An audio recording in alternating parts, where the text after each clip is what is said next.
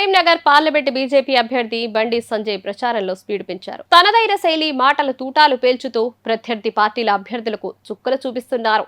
కాంగ్రెస్ మరియు బీఆర్ఎస్ పార్టీలపై తీవ్ర విమర్శలు చేస్తూ బండి ప్రచారం సాగుతోంది.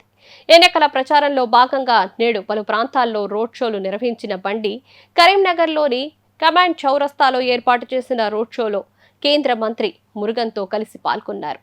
ఆ సందర్భంగా బండి సంజయ్ మాట్లాడుతూ కాంగ్రెస్ మరియు బీఆర్ఎస్లకు ఓటమి భయం పట్టుకుంది. అందుకే నోటికి వచ్చినట్లుగా అబద్ధాలు మాట్లాడుతూ ప్రజలను మోసం చేసేందుకు ప్రయత్నిస్తున్నారు అంటూ ఆరోపించారు. ఇంకా బండి సంజయ్ మాట్లాడుతూ రిజర్వేషన్ల రద్దు కోసమే 2000 సంవత్సరంలో జస్టిస్ వెంకటాచలయ్య కమిషన్ను అప్పటి బీజేపీ ప్రభుత్వం వేసిందని, ఆ కమిషన్ను ఇచ్చిన రిపోర్ట్ను కూడా తొక్కిపెట్టారని రేవంత్ రెడ్డి చెప్తున్నాడు.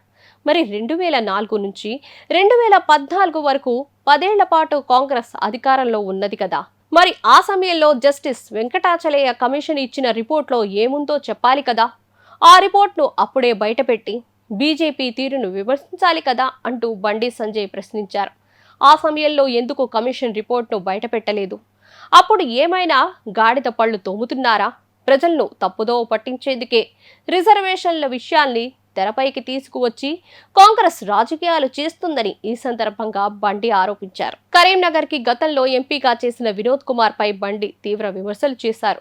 10 ఏళ్లు బీఆర్ఎస్ అధికారంలో ఉన్నా కూడా వినోద్ కుమార్ కానీ, ఆ పార్టీ ప్రభుత్వం కానీ కరీంనగర్ కు చేసింది ఏమీ లేదు.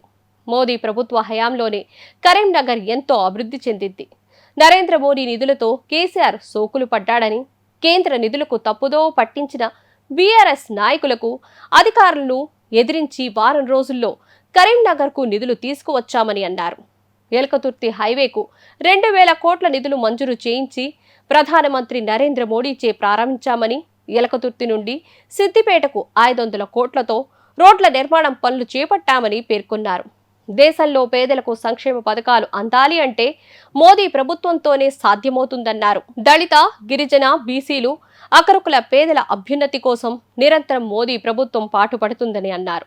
రిజర్వేషన్లు రద్దు చేయాలనే ఆలోచన బీజేపీకి లేదని, అంబేద్కర్ రాసిన రాజ్యాంగ ఫలాలు అట్టడుగునున్న పేదలకు చెందాలన్నదే మోదీ సిద్ధాంతమన్నారు. తెలంగాణ కాంగ్రెస్ నేతలు రేవంత్ రెడ్డి సీఎం కుర్చీకి ఎసరు పెట్టి ఢిల్లీకి పోయి బడా నేతలతో మీటింగులు పెట్టారని ఆరోపించారు.